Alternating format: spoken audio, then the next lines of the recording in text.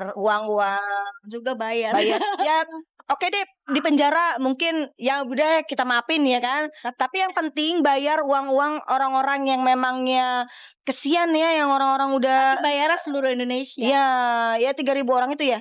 3.000 orang itu ya harus dibayarin masing-masing. Kalau enggak mah males, ngapain dia masih untung juga. Kalau misalnya dia cuma bayar 1-2 orang atau 10 orang dia masih untung banyak juga. Gitu kan. Ntar dia ngelakuin lagi.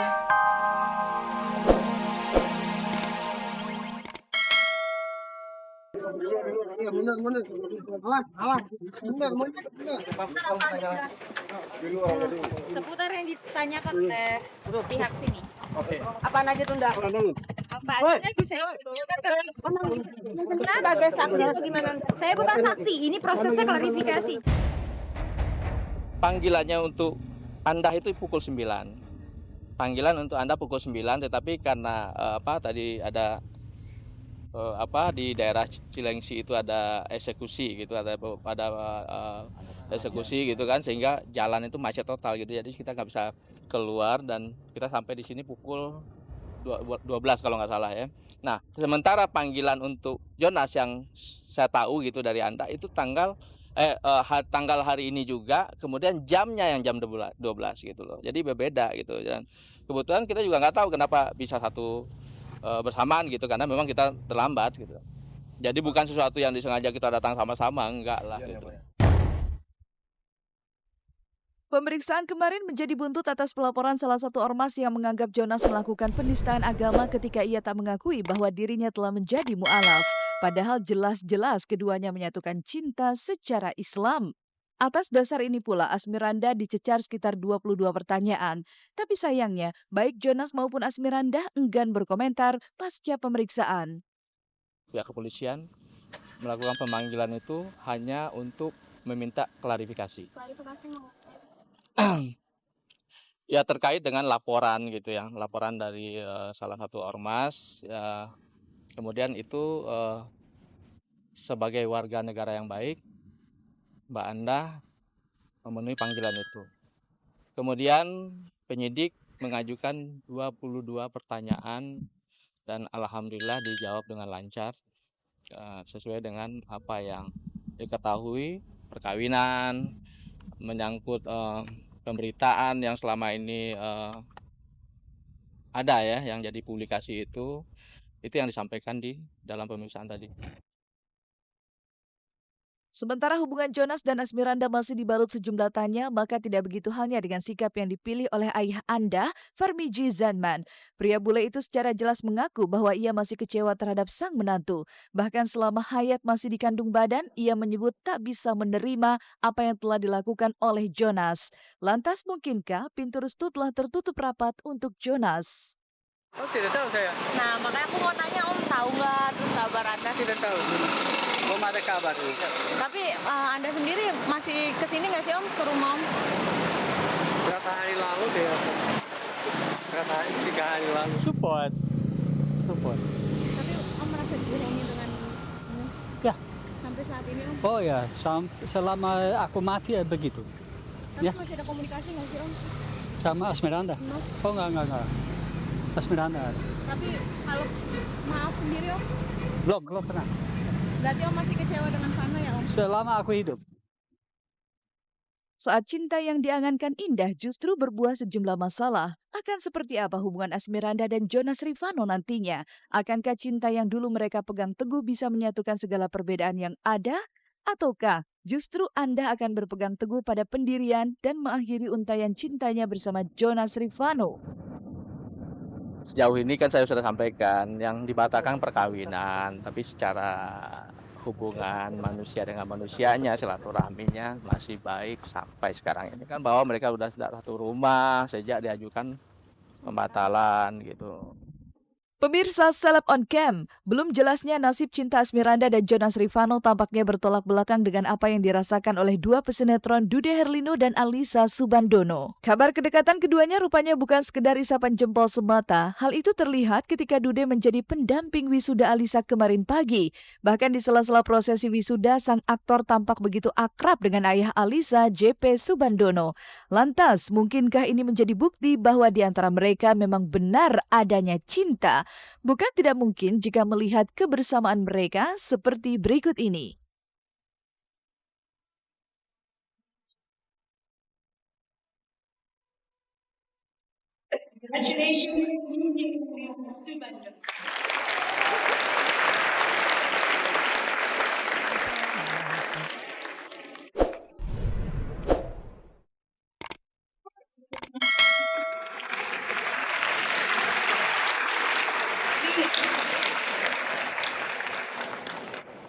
Jadi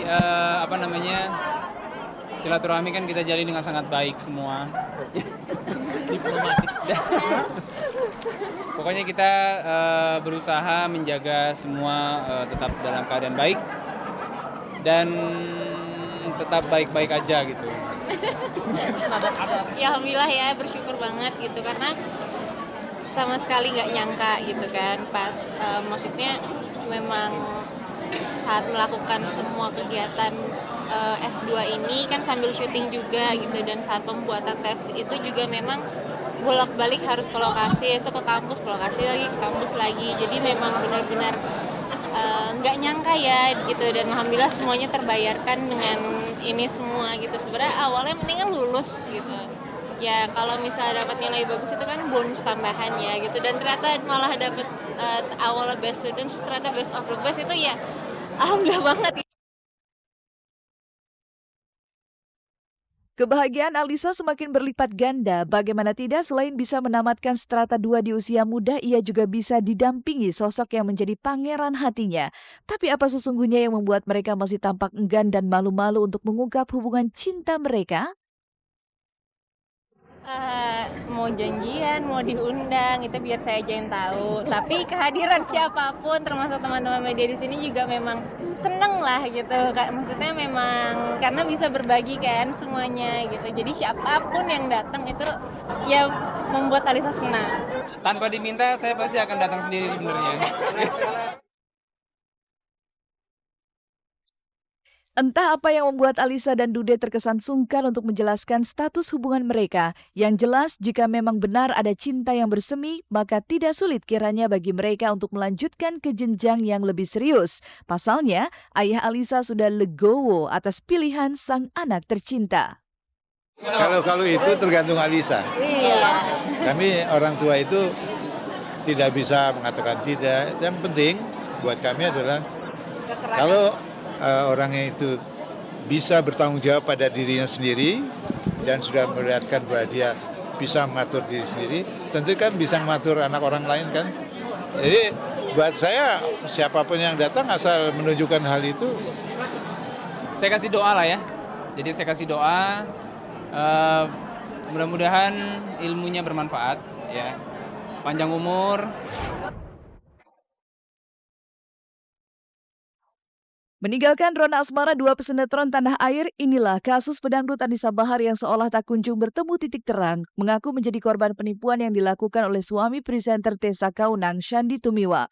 Anissa justru harus dibuat terkatung-katung setelah 2 tahun lamanya proses itu berjalan. Kasus ini terlalu berlarut-larut, jadi mereka keenakan.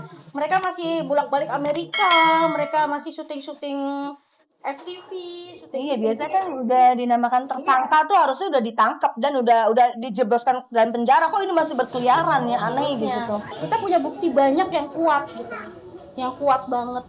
Makanya aku pengen aparat ini bisa benar-benar pakai hati nurani lah.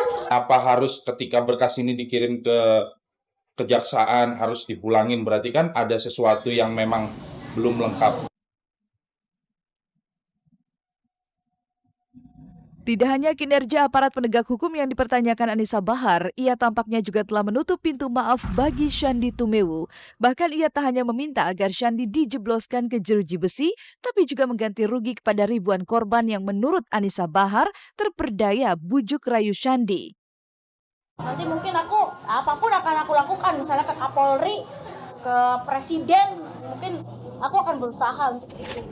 Kita 3.000 orang, masa kalah sih sama mereka kan? Bayar uang-uang Juga bayar.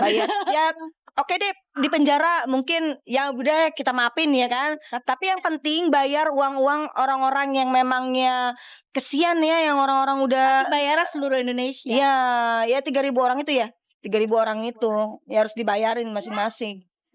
Kalau enggak mah males, ngapain dia masih untung juga. Kalau misalnya dia cuma bayar 1-2 orang atau 10 orang dia masih untung banyak juga. Gitu kan, ntar dia ngelakuin lagi. Gegabah dalam bertindak memang akan merugikan diri sendiri, maka pikirkanlah baik dan buruk tindakan tersebut agar tidak ada penyesalan di kemudian hari.